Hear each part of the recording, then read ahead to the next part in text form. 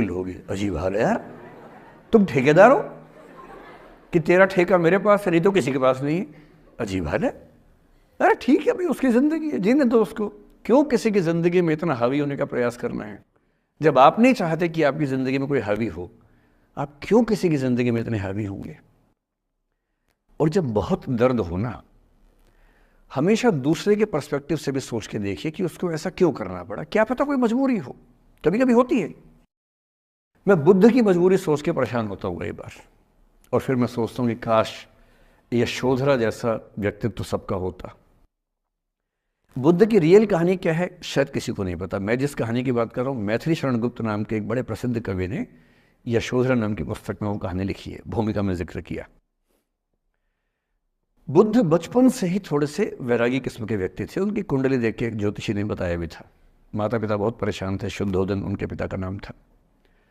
माता पिता ने बहुत कोशिश की कि इस बच्चे का मन विरक्त न हो। अच्छा महल बनवाया, सारी सुविधाएं दी। जैसे ही बुद्ध थोड़े से किशोरावस्था में आए, उस समय की दुनिया की सबसे खूबसूरत महिला से, लड़की से, यशोधरा से उसकी शादी करवा दी। यशोधरा के पिता ने काफ़ी एग्ज़ाम लिए बुद्ध जी के, वो सारे एग्ज़ाम में पास हुए, तब जाके शादी हुई, ऐसे नहीं हुई। शादी हुई तो बुद्ध भी ठीक था, रमे रहे उस जीवन में। बेटा हुआ उनका राहुल। अब बुद्ध की विरक्ति का भाव बढ़ता जा रहा था।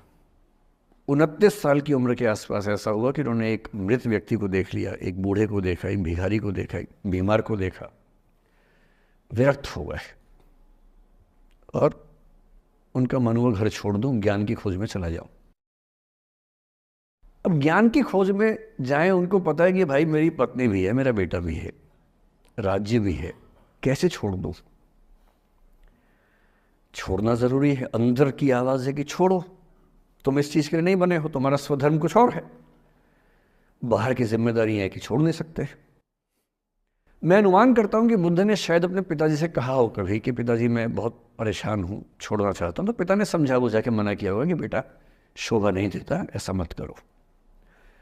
हो सकता है पत्नी से भी बात की हो, पत्नी ने भी कहा हो कि ये क्या बात हुई, हम सबका जीवन तुम पे टिका है, बच्चा अभी बिस्तर से भी नहीं उतरा है, अभी तो चलना भी नहीं शुरू किया है, तुम ऐसी बात कर रहे हो। इसका जिक्र नहीं मिलता इतिहास में कि ये बात हुई कि नहीं हुई। और एक दिन बुद्ध ने तय किया और वो आधी रात को पत्नी और बेटे को सोता हुआ छोड़ के चले गए। इसको बौद्ध परंपरा में महाभिनिष्क्रमण कहते हैं, बुद्ध का अपने घर से निकल जाना। अब बुद्ध चले गए, लेकिन मैथिली शरण गुप्त यशोधरा के पर्सपेक्टिव से बुद्ध को देख रहे हैं। यशोधरा बहुत परेशान है, भाई पति चला गया है, बच्चे का पिता चला गया, मजाक थोड़ना है। राजा परेशान है कि उनका उत्तराधिकारी चला गया है। यशोधरा इतनी परेशान है, बहुत लंबे समय तक छंद आते रहते हैं कि वो कितनी बेचैन है, कितनी परेशान है। लेकिन यशोधरा की सबसे बड़ी परेशानी इस बात से नहीं कि बुद्ध चले गए, इस बात से है कि बिना बताए चले गए, भरोसा नहीं किया।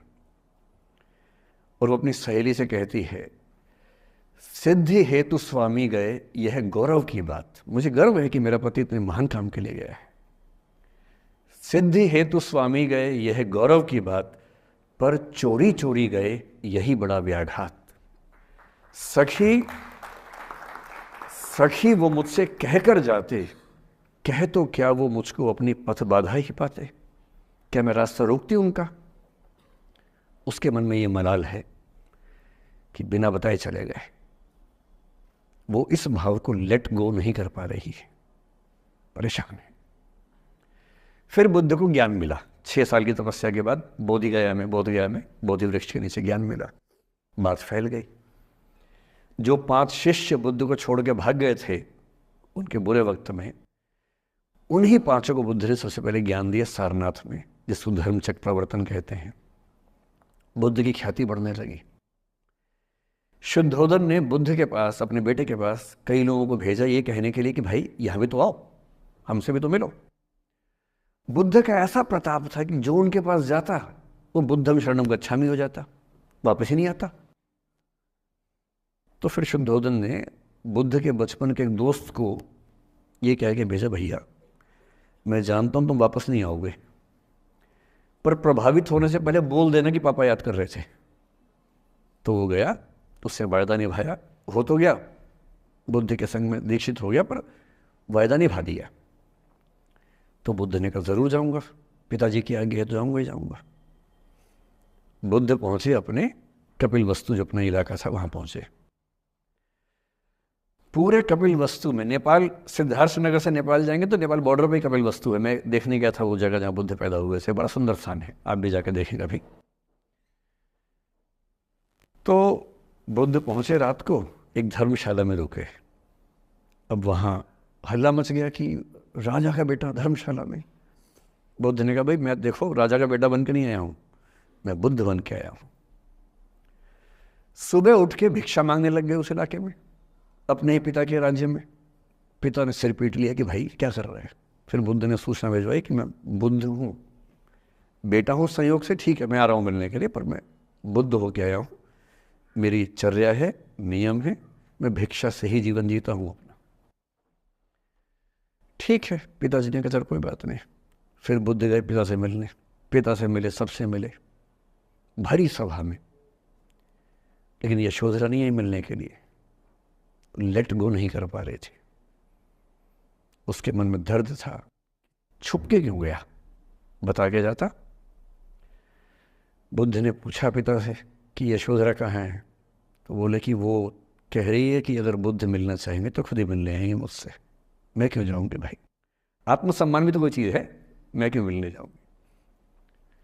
तो बुद्ध मिलने गए। सोचिए कमरे में यशोधरा बैठी है, राहुल साथ में। अब राहुल थोड़ा सा बड़ा हो गया है, 6-7 साल का है। बुद्ध गए हैं। अब आपके मन में आ रहा है कि बुद्ध वहां जाके बोलेंगे सॉरी मैंने गलत किया, I hurt you, I really feel sorry. Buddha है वो बुद्ध, वहां जाके क्या बोल रहे पता है, भिक्षाम देहि, भिक्षा दो। और यशोधरा कितनी महान महिला रही होगी, उसने अपने बेटे का हाथ बाप के हाथ में दे दिया। लेट गो का इससे महान उदाहरण दुनिया के इतिहास में नहीं है कि चलो आखिर तुमने आके झुक के कुछ मांगा तो सही। उसकी जितनी ईगो थी, अहंकार था, सब विगलित हो गया।